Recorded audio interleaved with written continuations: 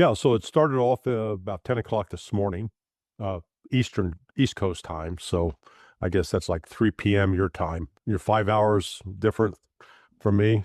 6 a.m. 6. Okay, so that's 4 o'clock your time, which means you're up past your bedtime. Thanks for doing this. And Iran said, okay, uh, we're done talking to the United States, because the initial ceasefire, the agreement was that Israel would not attack Lebanon, not just Beirut, not attack Lebanon. It would stop its attacks of the Palestinians. And instead they're continuing. So we're out. We're not gonna have any more talks.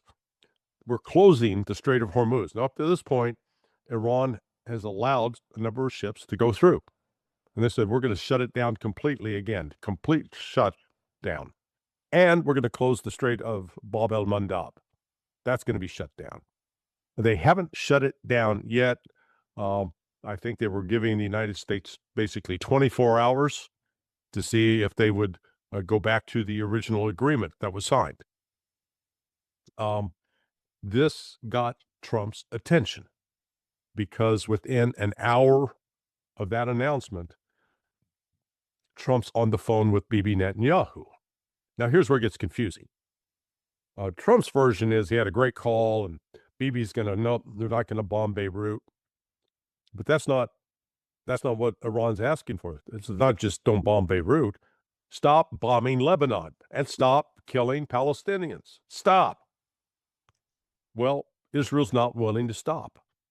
And since that phone call, Trump's given one version and Bibi Netanyahu is given a completely different version. And then you've got people like Smotrich weighing in, and Israel Katz, the defense minister, weighing in, and Benny Gavir weighing in. So, and it looks like Israel has not stopped. And so then here's a concerning point. One of the spokesmen for the IRGC in Iran, the Iranian Revolutionary Guard Corps, issued the warning: if you live in northern Israel, they refer to it as the northern occupied territories. If you're in northern Israel, you want to get out, because we're going to hit you. So unambiguous. So I think within the next 24 hours, you're going to see Iran re-engage Israel with ballistic missiles and drones that will be targeting northern Israel. So this looks like it's heating up. Now, what's the United States doing? So far, on the military side of the house, they're not spinning up. And what do I mean by spinning up? Where, basically the air tasking orders go out, where you tell this squadron, okay, these are your targets. This is where you're going to hit. This is when you're going to launch. Now, a lot of that's pre-programmed, but before you don't just, because these were planned maybe 6 weeks ago, 8 weeks ago. So you don't just grab it and say, okay, yeah, it was good 8 weeks ago, let's launch. No, you got to go through and check them. That's how they got into trouble with killing those girls at the school at Al-Manab on February 28th. They used some existing plans that had been planned before with dated information. They hadn't updated it. They hadn't checked it. So now, I think one of the consequences of that for new air tasking orders, they go in and have to verify and double check. So it was instructive that Trump didn't waste any time getting on the phone with Netanyahu. Now, Netanyahu's was telling the exact opposite, that he's not listening to Trump. Trump claiming that Bibi Netanyahu listened to him. So we'll see. We'll know whether or not if the attacks continue in Beirut and in southern Lebanon, then I think we're going to see Iran strike Israel within the next 24 hours. Well, this should have been the key lesson from the war, though, that the Iranians are able to deter by going up the escalation ladder with the United States. So this whole idea that the US and Israel can simply say, well, let's do a limited ceasefire. We won't strike Beirut if you don't hit Israel. But again, it's open season on the southern parts of Lebanon. The idea that they would be able to decide how the war should be fought. There's no indications that Iran would go along with this. So again, Correct. This seems very, very predictable. But What do you think is the calculation now in Tel Aviv? I mean, are the Israelis, their bombing of Lebanon, is it deliberately to prevent Trump from making any extended ceasefire or peace deal with the Iranians, or is this just, well, they're just going along with their usual business? Yeah, no, well, I think it's a combination of the two. I don't think it's an either or. They're convinced that they can beat Hezbollah, or they think they can, and that's why they want to blow up destroy that suburb. As Katz or Ben Gvir was saying, flatten it, flatten it, flatten it. Give it the Gaza treatment. But the thing we're seeing now with the tactics that Hezbollah have employed with the first person point of view drones that are fiber optic. Number one, they are immune to electronic warfare countermeasures. Number two, the drone operators, they don't have to expose themselves. It's not like in 2006 when they were shooting an RPG, shoulder fired. You had to get out and sort of, be visible. If you could see the tank could see you. And so they lost some personnel that way. This reduces Hezbollah's casualties, and they usually get to do it from underground bunkers. So and then the volume, I don't know what percentage of actual casualties, killed in action by wounded. Some of the public sources show that it's well over 1,000 wounded. The official death toll was like 24. I think that's not true. That's entirely too low. But an estimated 400 Merkava tanks have been destroyed. That's a lot of tanks. I mean, Israel's got thousands, I think a couple of thousand, but this is still a significant loss of tanks. And if you're losing tanks, that means you're losing personnel. Now, whether they're being killed or wounded, that's a whole nother thing. So Hezbollah is not going to stop this until Israel withdraws from southern Lebanon, goes back into northern Israel. Now, and that brings back Iran's threat.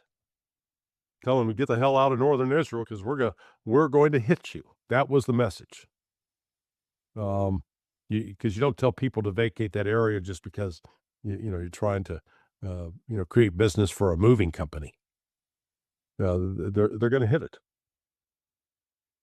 Yeah, well, I saw that the Israeli National Security Minister Ben Gvir, he was making the point that they should, at any opportunity, they should say yes when it's possible to the United States and no when necessary. And his argument was, when it comes to attacking Lebanon, it's time to say no to the Americans, or the American president, that this is something that Israel will do irrespective of what Trump says, which kind of can be seen as another way now of pulling the United States back into the war, because if they begin now to intensify the attacks on Lebanon, Iran will then retaliate.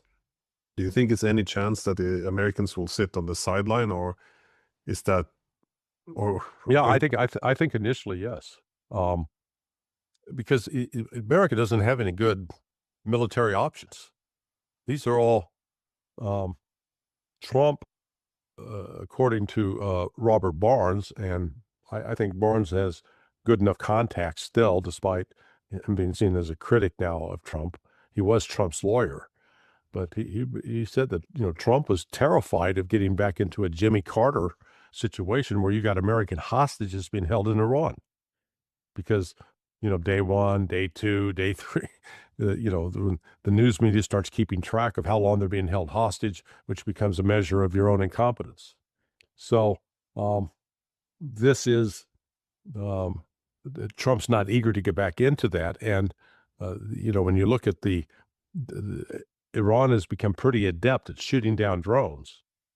So if you can shoot down a drone, you can potentially also take down an F-16 or an F-18 or an F-35 or an F-22 or an A-10. Those are like the 5 major categories of aircraft that are in theater. Well, Trump, he took to social media as well. He was making the point that because of, his call, as you said, to Netanyahu, that they're not going to march on Beirut. So essentially he took care of business. But Yeah, I mean, where did that come from? Who was talking about marching on Beirut? yeah, that was Yeah, I mean, Israel did it, last time they did that was like 1982, I believe, 44 years ago or 34 years ago. That'd be 44 years ago. So, yeah, they've done it before, and then they go up, and then they get picked off and killed and wounded, and then they retreat and go back to Israel. So, But what is the negotiation tactic here, though? Because it looks like Trump is sabotaging himself at times because, they're trying to move along the negotiations with the Iranians, and then suddenly Trump decides to elevate the demands of the United States when the initial demands weren't acceptable anyways to the Iranians. So, it's not as if the Israelis are alone in sabotaging these talks. He seems to be doing this quite well on his own. well, in fact, the eerie parallels with the negotiations with the Russians over Ukraine, because the Iranian position has been unchanged since the outset of the war when they laid out, the 10-point and then the 14-point plan. And that was always immediate sanction relief, return the frozen assets, recognize we control the Strait of Hormuz, delay comments on the nuclear program. They haven't deviated from that. It's the United States that keeps, trying to change what we're going to talk about or what the position is. And Iran keeps, they thought that they actually had some agreement on that. So, and then the United States, Trump backed away again. So that's why that was, I think, the frustration with Trump coupled with the actions of Israel and Lebanon that are just, become untenable. They've killed close to 4,000 people now, just in the last 2 weeks or last 4 weeks. So this ceasefire started, really went into effect like April 15th. And so it's lasted from April 15th through 45 days. So, close to 7 weeks, a little over 7 weeks now, or coming on 7 weeks. But, now Iran's been, with the United States trying to slip ships through the Strait of Hormuz, that has led to these new confrontations and then led to Iran hitting the base in Kuwait. Now, notice it doesn't appear that any of these flights are originating out of Saudi Arabia in particular. Qatar is as well. If they were, then Iran would be targeting those bases in those countries. So far, the only country it's targeting is Kuwait. So, and this has been, I'm told, one of the issues that's been worked behind the scenes with the Pakistanis and the Saudis and the Qataris, that they're negotiating to get the U.S. out. The U.S. is going to be out of the Persian Gulf. You get this new security architecture.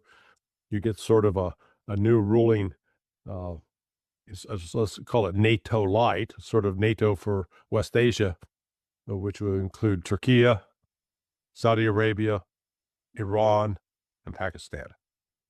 Sort of the big four, which, could be interesting. And then, Iraq could join in as well. But the goal would be to bring in Iraq, bring in Kuwait, Bahrain, Qatar, as well as United Arab Emirates and Oman, make them all a joint responsibility for security with no U.S. presence.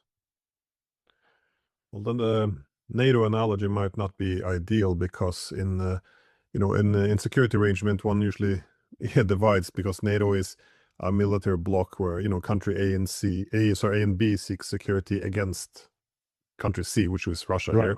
Right. But like in these other security arrangements, they might be discussing now in the Middle East, it's not security against a non-member, but security with the other members, because I don't think anyone would suspect that Iran and Saudi Arabia would somehow ally up against the United States. So that's Right. not going to happen. Yeah, So it yeah. is, but no, I agree. I think this is very significant, and I think it's in the interest of Iran as well, not to make it well, to reduce the zero-sum aspect of this whole thing.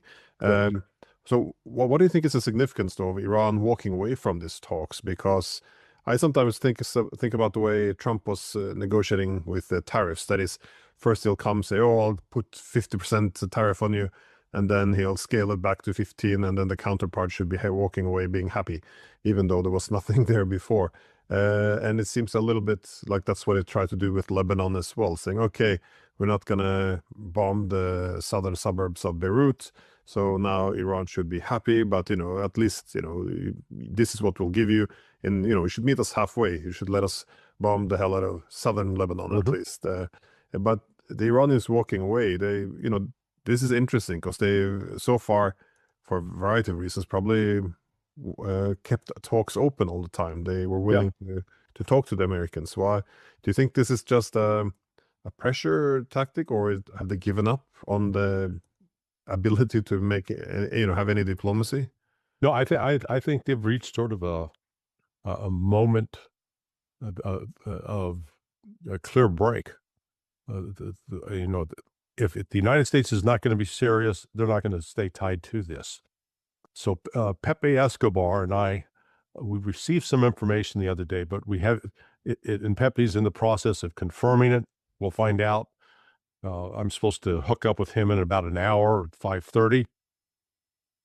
We're going to be on a channel hosted by Zulfikar Ali. It's called Power Shift. But what we heard was last Friday, and we're confident in the reliability of the information, but you'll understand why I'm a little hesitant with some of the final details. The foreign minister of Pakistan spoke to Marco Rubio and told him in no uncertain terms, he said, this is where Iran is right now. If this does not get resolved, Iran is going to withdraw from the talks, which has now happened. It's going to withdraw from the NPT, the Non-Proliferation Treaty, and it's going to set a date for a detonation of a nuclear device. Yeah.